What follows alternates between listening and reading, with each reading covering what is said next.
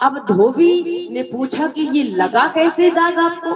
बोले रविदास जो थे है ना, बिल्कुल पागल है। उन्होंने कठौती के गंदा पानी चमड़े का फूला फुलाया, वो हमको पिलाई चाहिए तो हम इससे निकाल दिए, हम नहीं पिए। बोले अच्छा, लेकिन वो धोबी था, वो रविदास की महिमा को जानते थे। उस धोबी ने बड़ी चतुर चालाकी का काम किया कि धोबी तो बूढ़ा था, लेकिन उसने कहा कि अगर इस दाग को हमने चोक चोक के रस अंदर ले लिया तो हमारा कल्याण होगा। लेकिन हम 2-4 दिन बहुत बहुत चलेंगे, 2-4 साल चलेंगे, मर जाएंगे। किसी ऐसे व्यक्ति को दिया जाए ये प्रसाद जो कम से कम 20-50 साल तो चले। तो उस धोबी की एक बेटी थी,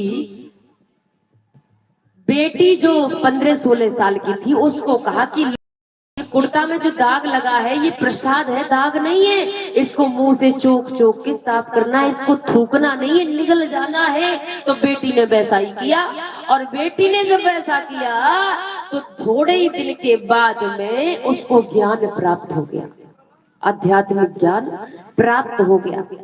मेरे धम्म श्रोता बंधु, ऐसा ही नहीं बताते हैं कि ख्याति को सुन करके लोग दूर दूर से आने लगे।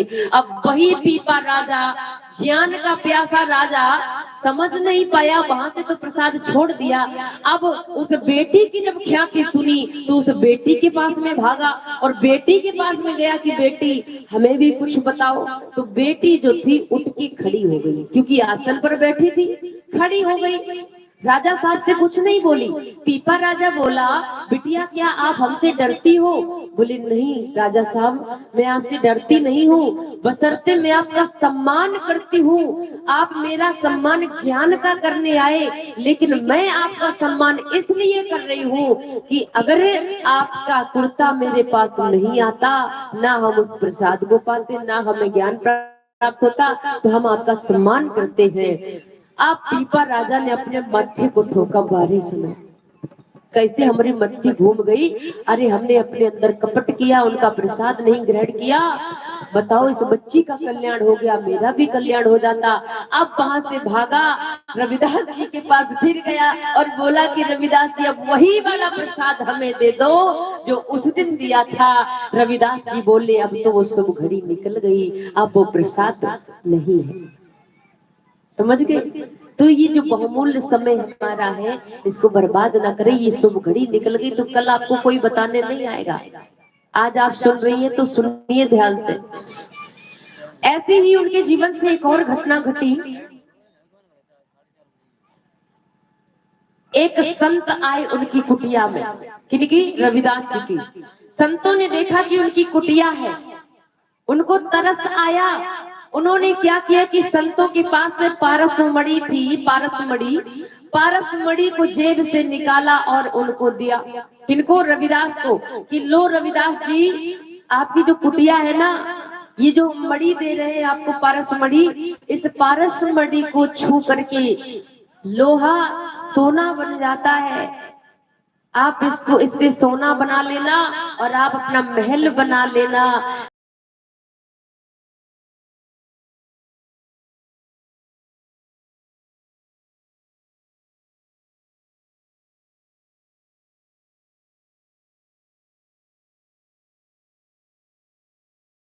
कहा कि कागज में जो हमें